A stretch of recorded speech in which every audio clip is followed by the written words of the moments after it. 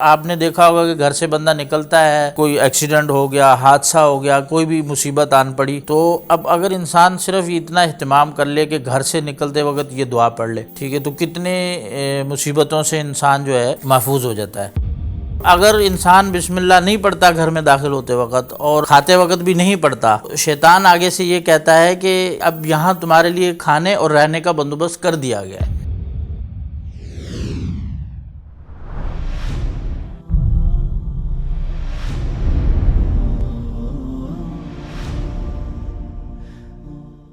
السلام علیکم ورحمۃ اللہ۔ ناظرین کرام، میں ہوں جمشید سلطان اور میرے ساتھ موجود ہیں شیخ خالد حسین گورایا صاحب۔ افکار و نظریات کے اس ایپیسوڈ میں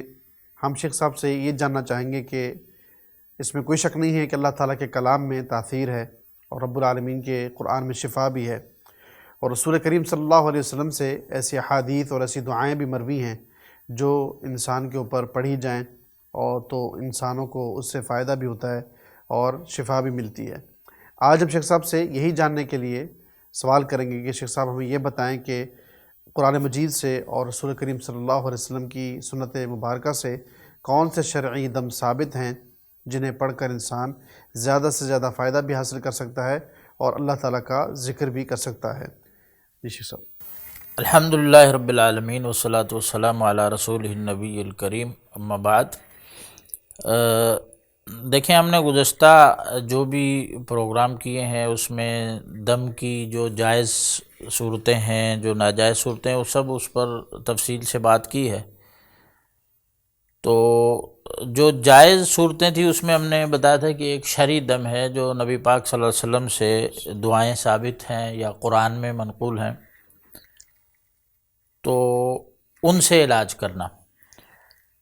تو یہ جو شرعی دم ہے یا دعائیں ہیں، یہ اس کو آپ دو حصوں میں تقسیم کریں۔ ایک تو وہ دعائیں یا وہ تعلیمات جن پر کسی مصیبت کو نازل ہونے سے پہلے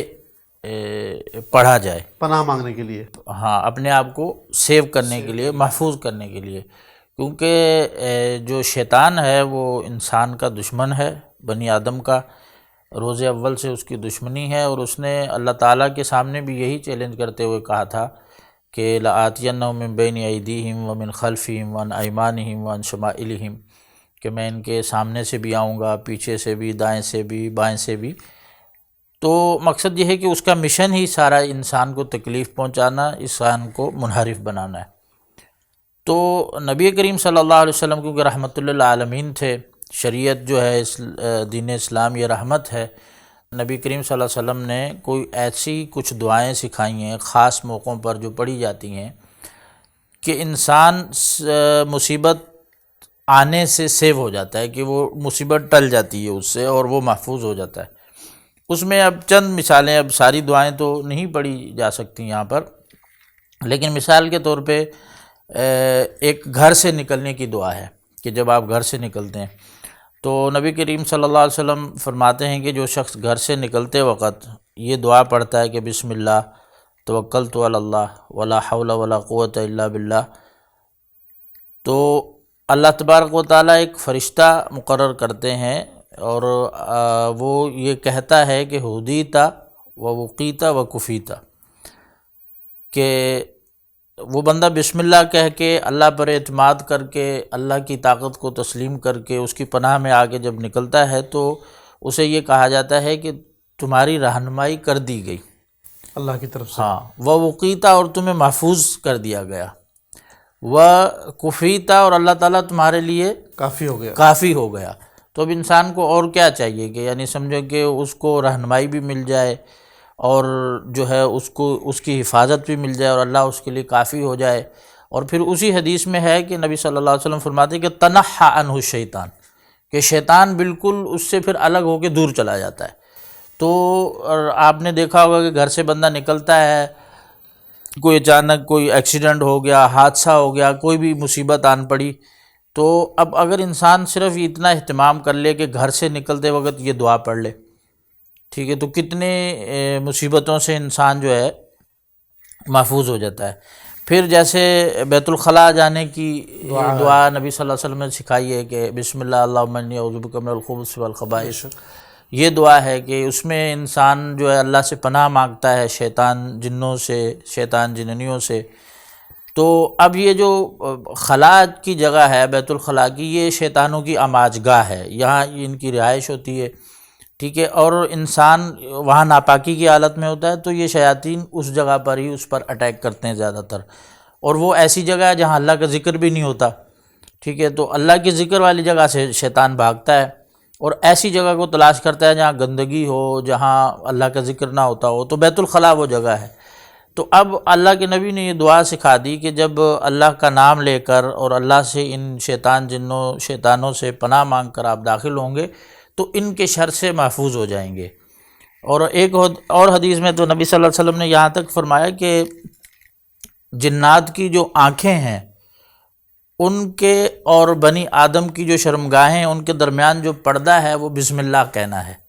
کہ اگر آپ نے بسم اللہ پڑھ لی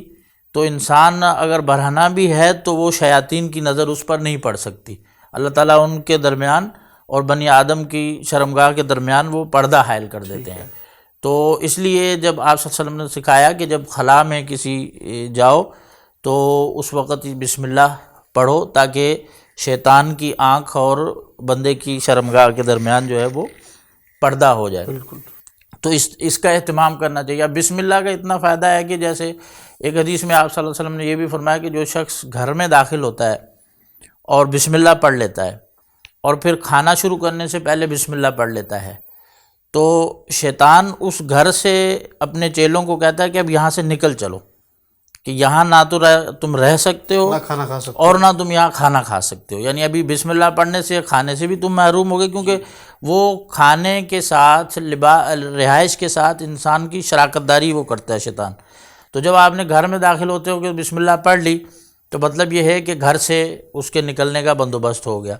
آپ نے کھانے کے وقت بسم اللہ پڑھ لی تو کھانے کی اس کی شراکت داری ختم ہو گئی۔ تو جو بسم اللہ پڑھ لیتا ہے تو شیطان اپنے چیلوں سے کہتا ہے لا مبیت لکم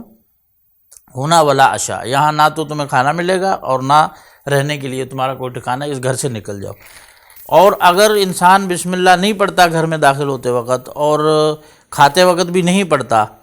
تو شیطان آگے سے یہ کہتا ہے کہ یہ اب یہاں تمہارے لیے کھانے اور رہنے کا بندوبست کر دیا گیا ہے۔ تو اب ان دعاؤں کا انسان اہتمام کرے۔ پھر نبی پاک صلی اللہ علیہ وسلم نے جو بچوں کو پناہ میں دینے کی دعا سکھائی ہے کہ آپ صلی اللہ علیہ وسلم حسن اور حسین رضی اللہ عنہما کو یہ دعا پڑھ کر جو ہے اللہ کی پناہ میں دیا کرتے تھے کہ اعوذکما بکلمات اللہ التامہ من کل شیطان وہامہ ومن کل عین لامہ، کہ میں اللہ کے مکمل کلمات میں تمہیں پناہ میں دیتا ہوں ہر شیطان سے، ہر زہریلے جانور سے اور ہر لگنے والی بری نظر سے۔ اس میں نظر سے بھی محفوظ ہو گئے، زہریلی چیز سے بھی محفوظ ہو گیا انسان، شیطان سے بھی محفوظ ہو گیا۔ پھر شریعت نے یہ تعلیم دی ہے کہ اگر آپ کوئی چیز دیکھتے ہیں، کوئی آپ کو خوبصورت چیز لگتی ہے تو اس کو دیکھتے وقت جو ہے آپ ماشاءاللہ کہیں، تو ماشاءاللہ کہیں گے تو اگر نظر لگنی ہوگی تو نظر کے اثرات جو بد کے اثرات ختم ہو جائیں گے۔ تو کہنے کا مقصد یہ ہے کہ یہ جو دعائیں پہلے انسان کو اپنے آپ کو سیو کرنا چاہیے